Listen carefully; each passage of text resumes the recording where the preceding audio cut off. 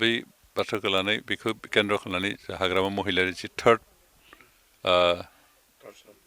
party हाबनानै दं होनना जिथु बुंदों बेयो थारैनो जोबोद इरेसनेल स्टेटमेन्ट बे इमेच्योर मानसिनि स्टेटमेन्ट आरो बेखौ आं पार्सनेलि बिथांनि बे स्टेटमेन्टखौ कन्डेम खालामो बे समाव जों ज' जालायनानै बोरै सिटुवेसनखौ कन्ट्रल खालामनो हायो बोरै गोजोन थासारि लाबोनो हायो बिनि थाखायसो खोथा बुंनांगोन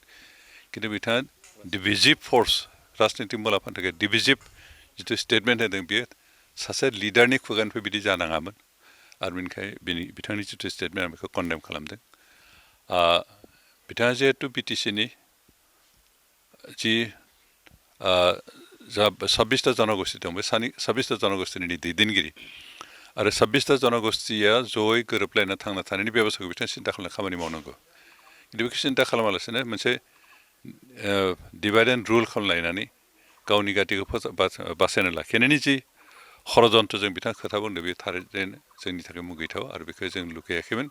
जे हाग्रामा महिलारि बायदि लिडारनिफ्राय बेबायदि स्टेटमेन्ट आसा खालामाखैमोन